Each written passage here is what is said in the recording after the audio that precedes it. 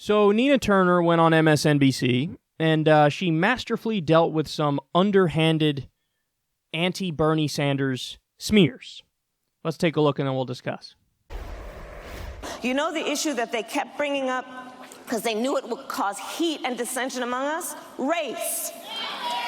So guess what? The irony of it all is that what otherwise we have been always knowing is a civil rights issue has now become a national security issue. The best studies that I've seen put it down to just one thing: prejudice. That doctors and nurses don't hear African American women's medical issues the same way that they hear the same things from white women. This past week, I had the opportunity to co-moderate the She the People Forum, and it's a candidate forum focused on women of color. Senators Elizabeth Warren and Kamala Harris received by far the warmest reception, connecting with the crowd and proposing specific policy ideas. And specifics was definitely the watchword. Take a look at what happened when another candidate, Independent Senator Bernie Sanders, responded to questions from the audience by defaulting to his standard lines from 2016. As president, what would you do with the rise of white supremacist violence to protect our communities? Absolutely. You know, as somebody who, I know I date myself a little bit here, but I actually was at the March on Washington with Dr. King back in 1963. Well, joining me now is Marcus Farrell, a political strategist and former African-American outreach director for Bernie Sanders. Nina Turner, campaign co-chair for Bernie Sanders 2020. Jason Johnson, MSNBC political contributor and politics editor for TheRoot.com. Thank you all for being here. Nina, I'm going to go right to you right in the middle. Good to see you. And thank you. Okay, so let's talk about this. So at the forum on that stage, we didn't show a long clip of it, but there was like audible booing in the room when Senator Sanders went right to the I March with King. There was a more extended piece where he was asked specifically, and I asked him, what would you specifically do for black women?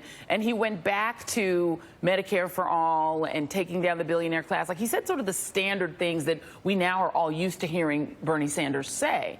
But the audience started really catcalling and jeering. I mean, people were really upset by the fact that he didn't answer those questions and that he didn't directly address what women of color wanted to hear, but really just kind of said his standard thing.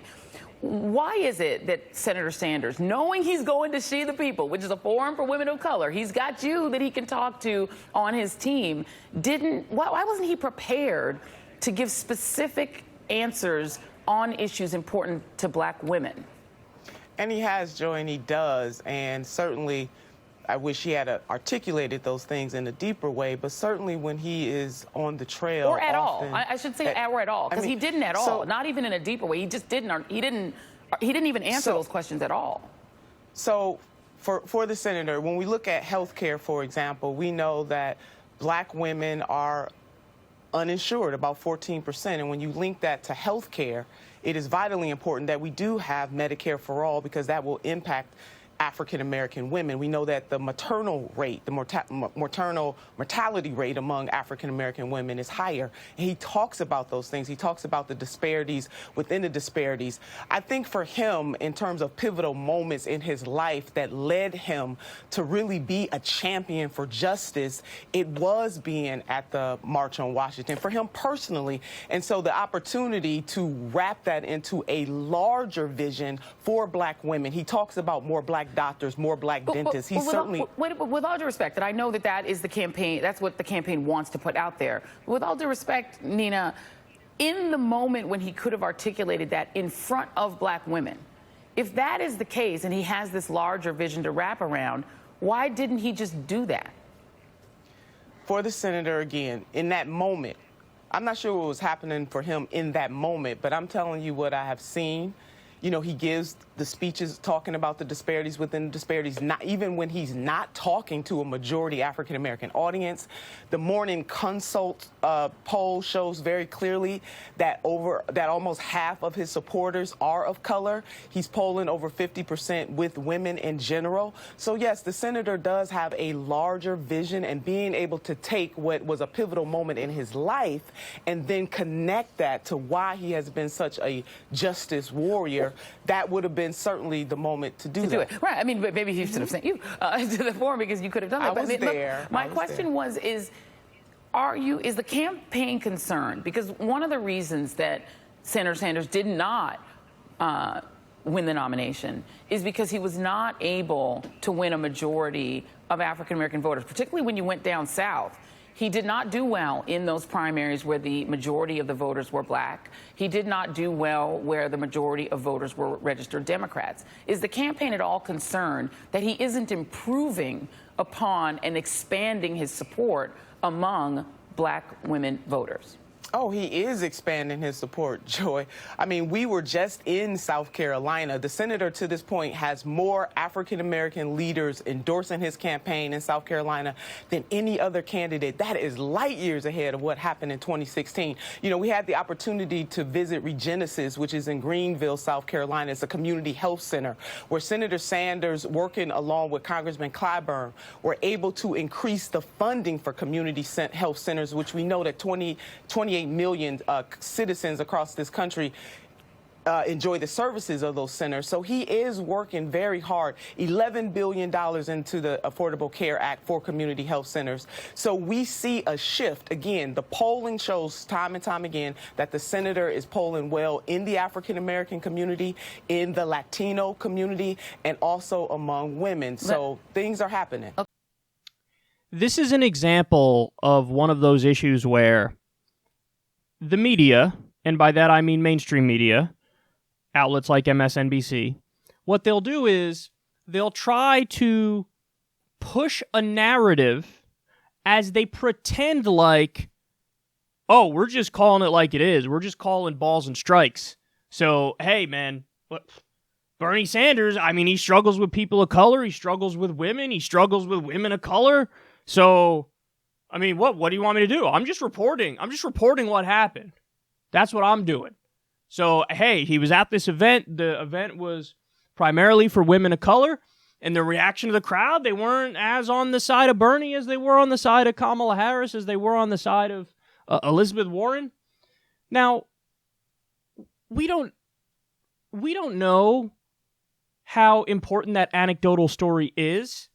For all we know, it could have been just a handful of people in the audience who made it seem like they were anti-Bernie Sanders. Meanwhile, the polling shows he's doing better than anybody in the race. So, again, they're trying to push a narrative as they pretend like, oh, we're just calling balls and strikes. We're just telling it like it is. And it is what it is, man. Elizabeth Warren and Kamala Harris, I mean, they're just doing much better among people of color, among women of color in particular. I mean, what do you want me to say? And then they're trying, and this is where how you know, see, they overreach, and that's always the hint that they're just not being honest actors here. Because Joy-Ann Reid tried to say, well, you know, we gave Bernie the option to talk about specific policy ideas that would help women of color, and he just didn't answer the question. Yeah, Bernie Sanders, I'm sure Bernie Sanders didn't give specific policy answers. That's literally all he does. Now, you might not like the answers, Joy-Ann Reid, and I'm sure you don't because you're not really on board with the policies that would help these people, okay? But he did give answers. So, look at the reality of the situation, man. They try to make it seem like, oh, Bernie, he just went back and started talking about his regular stuff that he always talks about. Yeah, because it's a solution.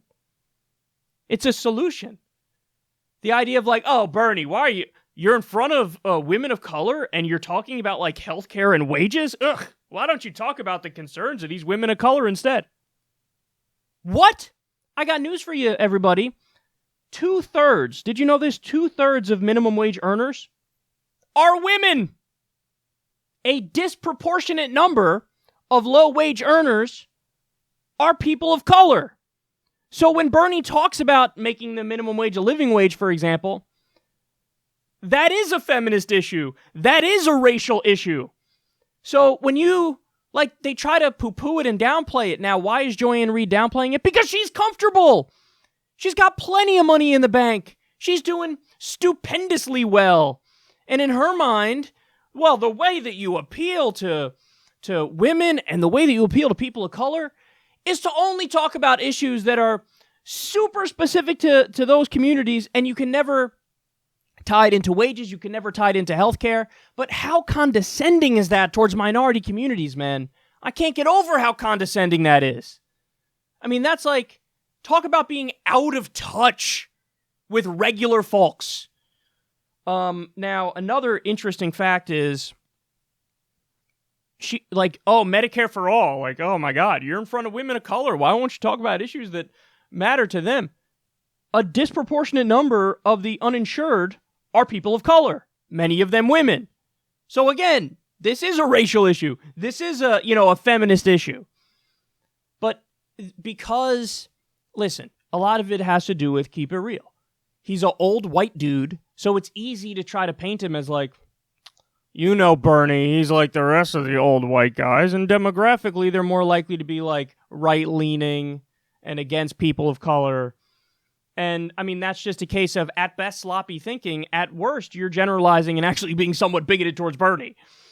So it's a shame that they're painting a narrative as they try to pretend like they're just calling balls and strikes, when Nina Turner lays it all out there and she's like, I looked at the polls. The polls are crystal clear. It's the opposite of what you're saying. And then to answer that specific question, like, oh, what are you going to do about the rise of white supremacist violence? Okay, let's answer that.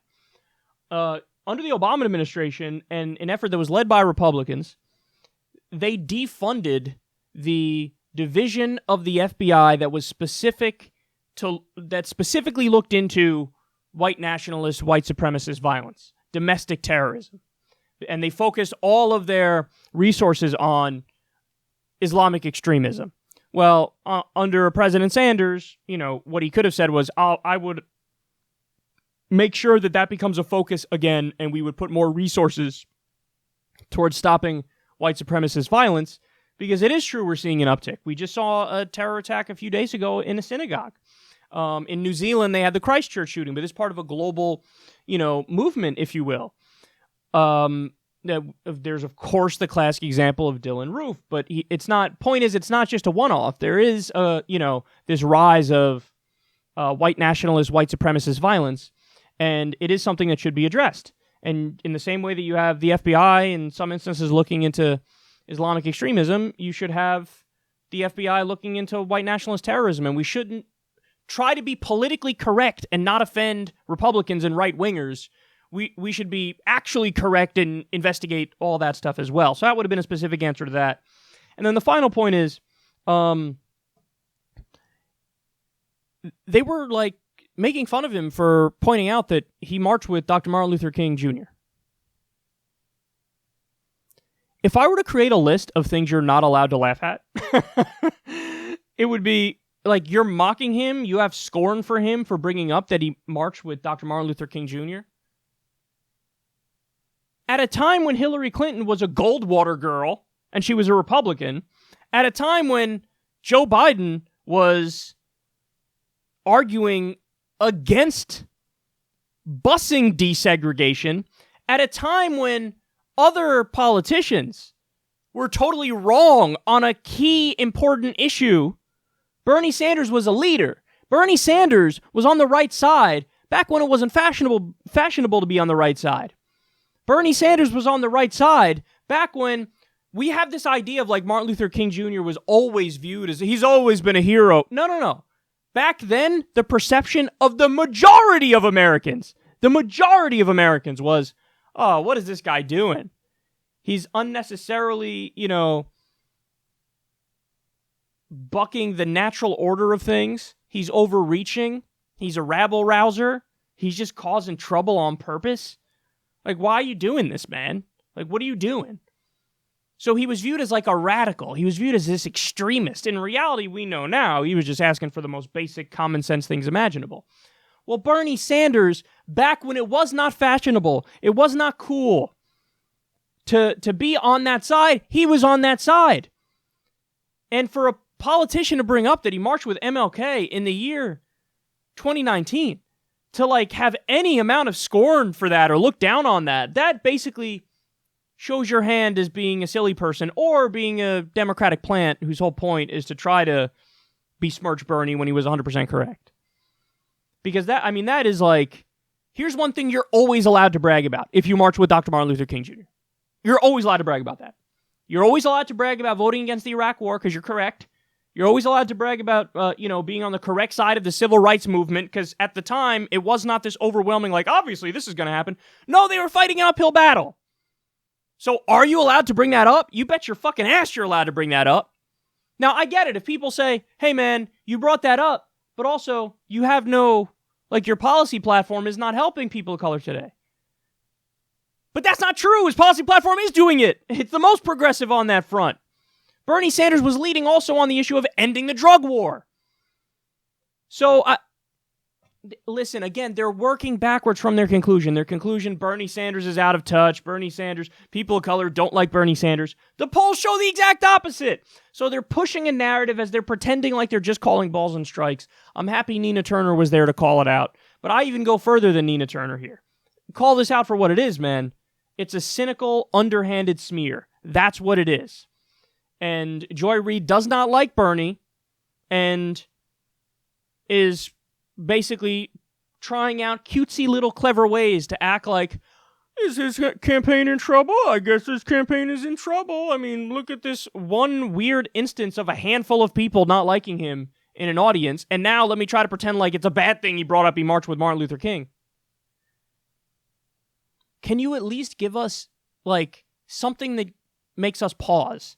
I'll give it to him on the, on the CNN town hall where Bernie said the thing about the Boston bomber. Hey, man, clever fucking smear, dude. Clever smear. God damn it.